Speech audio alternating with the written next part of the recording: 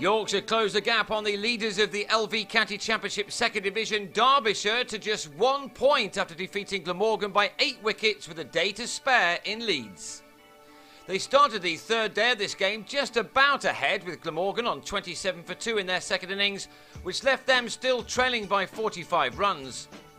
But Yorkshire was soon in Wonderland. Will Bragg fell in the day's 9th over, bowled by Moeen Ashraf for 25. The other overnight batsman, Stuart Walters, then fell in Ashraf's next over, driving and edging behind to Andrew Hodd. Debutant David Lloyd then completed a nightmare by completing a pair. He nicked a peach from Steve Patterson behind to leave Glamorgan on 46 for 5, still 26 runs behind.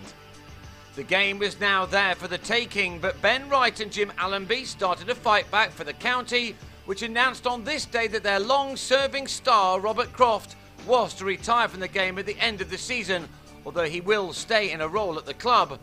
On the pitch, Wright and Allenby took their side into the lead, and it was now all about how far they could forge ahead to put the pressure back on Yorkshire.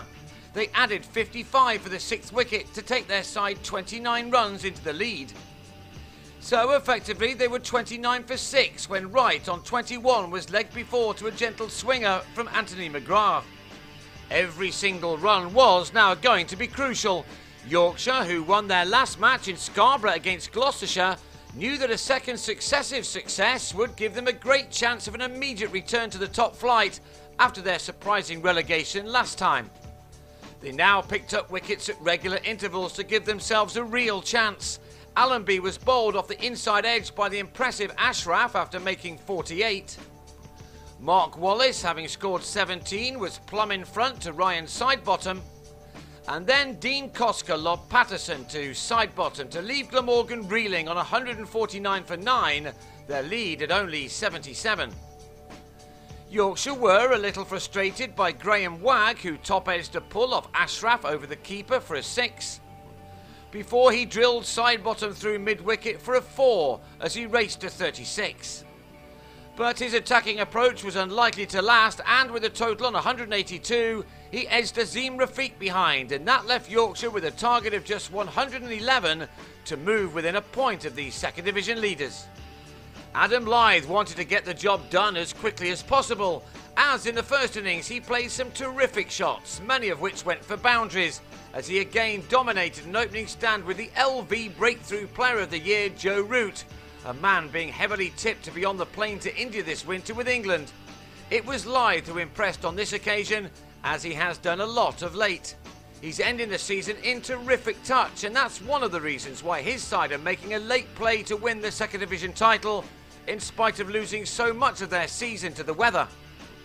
Lyth's second 50 of the match arrived courtesy of his 9th 4 shortly after tea. He'd needed just 59 balls to get there, and he'd ensured that this game was going to be won by his side, and with more than a day to spare this time. Root had made only 11 of an opening partnership of 63. He was then LBW to John Glover. And Lyth's enterprising innings ended in the next over. On 50, he missed a reverse paddle and was legged before to Koska at 63 for 2. So Yorkshire still needed 48 runs to record their 4th win of a season in which they haven't lost a single game. In spite of the loss of those 2 wickets, Phil Jakes made sure that the momentum stayed with his side by pulling Glover for a 6. The Australian, like Lyth before him, looked in a real hurry. He was not going to get this game won with a nudge here and a nurdle there, and he continued to play his shots as the target was whittled down quickly. To the first ball of the 29th over at 4:45, Yorkshire had the win and 22 points in the bag. Gary Ballant striking the winning boundary as the Tykes cruised home by 8 wickets with lots of time to spare. So they now know that a win against Essex in Chelmsford next week will almost certainly be enough to get them up, although there still will be work to do if Kent defeat Derbyshire on Friday in Canterbury.